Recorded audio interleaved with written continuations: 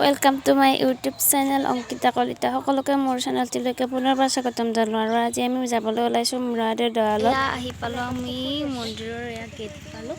মই বনোৱা দিছে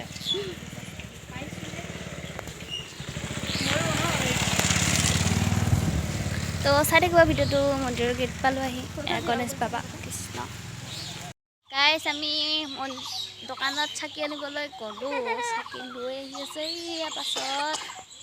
আৰু এইফালে আমি তিনিজনী আহি আছোঁ আগত হাই হাই আৰু এতিয়া আমি চাকি জ্বলাই লওঁ মুৰাদেৰ মেইন মন্দিৰটো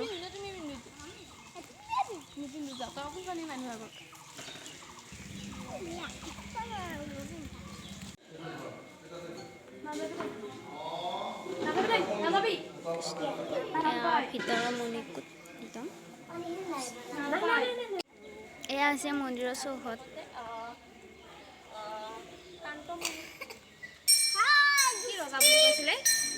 কান্তি ৰজা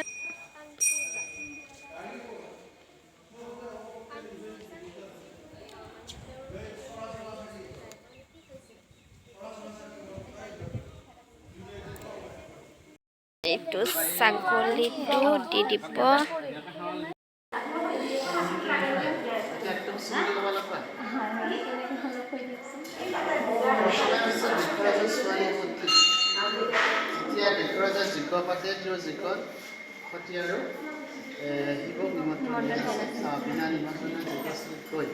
কিছুমান লোকৰ ওপৰত পৰা ৰচিত হৈ যেতিয়া সতীয়ে নিজৰ যেতিয়া কৰিলে তেতিয়া পৰা এইটো আৰম্ভ লৈ সদায় ভিতৰত কৰিলে অৱশ্যত বিষ্ণু চক্ৰৰে সতী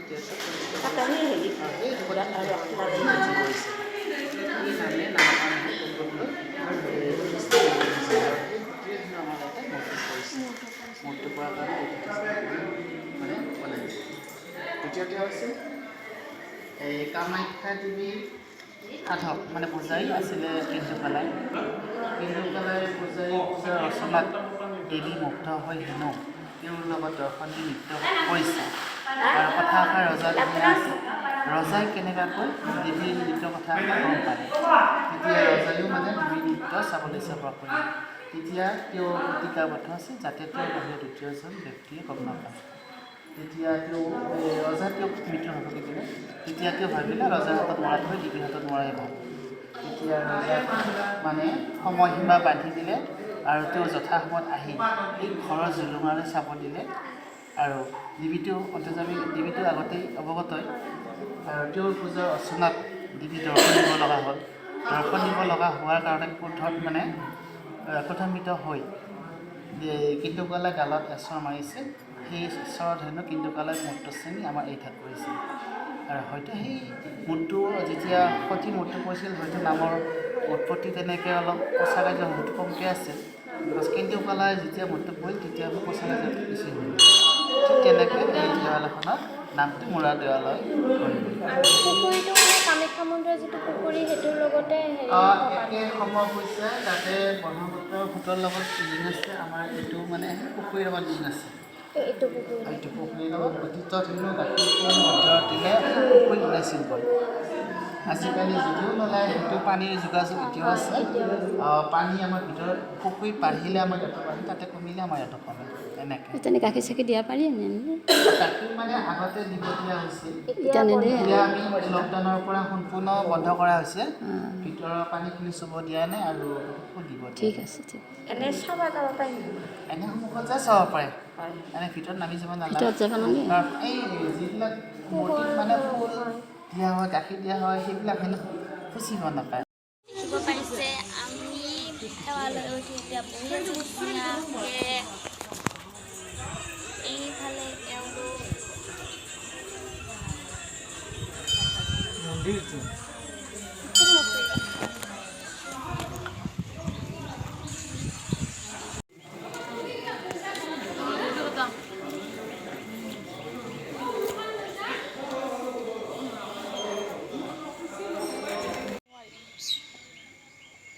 আৰু এই গছকেইডাল বা কি হয় ইমান ধুনীয়াকৈ ফুল ফুলি আছে নহয় মানে দেখিবলৈ ইমান মজা